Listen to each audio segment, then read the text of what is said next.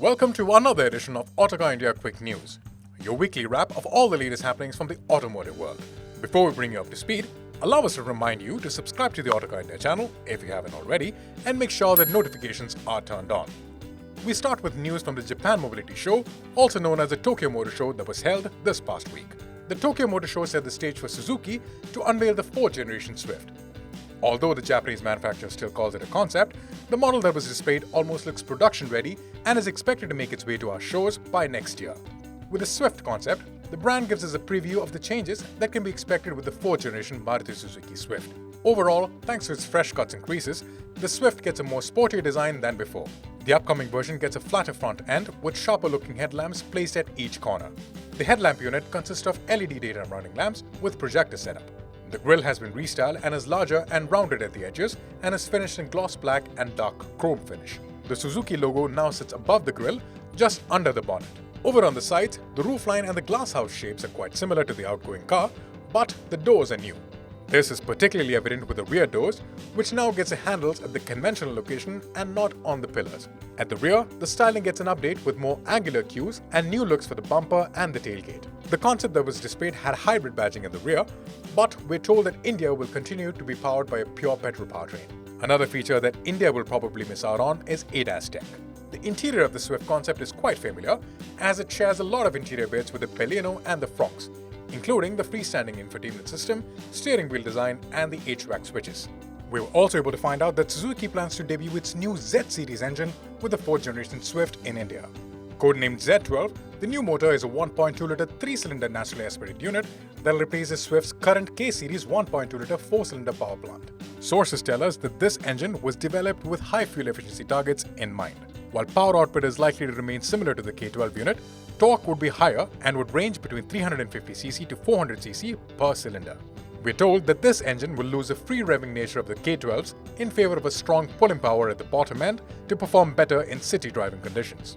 Gavin has covered the Swift concept in detail in his walk-around video from the Tokyo Motor Show, so check out his video to know more. Toyota showcased its new IMV O platform for its SUVs at the Japan Mobility Show with the intention to make their models more affordable.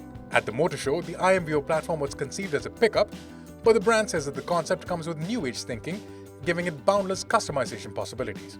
The single-cab chassis has a modular design that allows multiple bodies for different uses and applications to be bolted onto the flatbed section. But the key aspect of this new platform is affordability. To keep costs in check, Toyota has used the tried and tested IMV platform as a base for the IMV O. The brand will maximize cost efficiency through design optimization, lighter materials, and more importantly, by slashing the features and equipment. According to the brand, these cars will primarily be used for utility, and customers would be willing to sacrifice some features for a price benefit. Toyota plans to launch the IMV O pickup in 2025 and will essentially serve the ASEAN region, where pickups are more in demand. We expect an SUV variant to come a year after the pickup's launch, which could finally result in a more affordable Fortuner SUV. Moving on to the sole launch from the past week. BMW has launched the X4 xDrive M40i in India at 96.2 lakh rupees. The coupe SUV, which will be brought in as a CBU, will be available in a single trim and sold in limited units. When it comes to the styling, the X4 M40i retains its sloping rear roofline, but is styled like the X3 SUV that it is based on.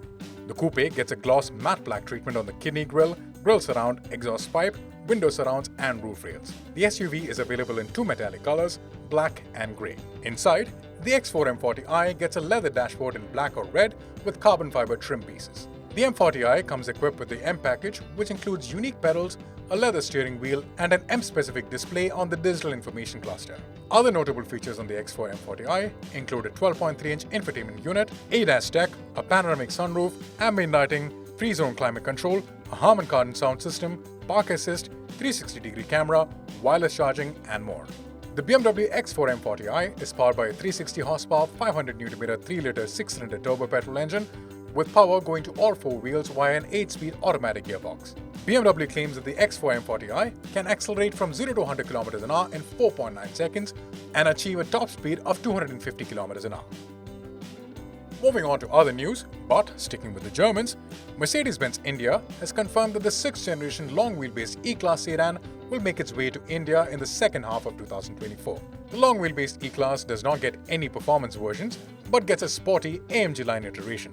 The new version of the E-Class long wheelbase looks quite similar to the regular sedan. However, the rear door, like the outgoing E-Class LWB, is longer and the rear quarter glass is positioned behind the rear door as opposed to being integrated into the rear door with the rear window. As far as dimensions go, the new E-Class LWB measures 5092mm in length and has a 3094mm long wheelbase.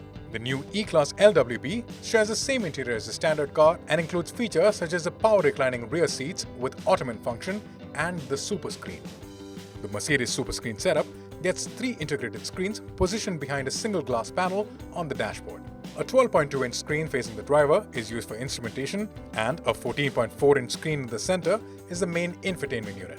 There's another third screen facing the front passenger as well. As for the powertrain, we expect the current set of petrol and diesel engines to continue with the next-gen E-Class with some updates. We are still unsure of a lot more details, but we'll keep you posted as they are revealed. Dacia, which is Renault's sister brand, will take the wraps of the all-new Duster SUV on November 29 in Portugal. The spy shots and renderings of the upcoming Duster that have surfaced over the past few days suggest that the new Duster will have a boxy design, giving it a rugged off-roader appeal.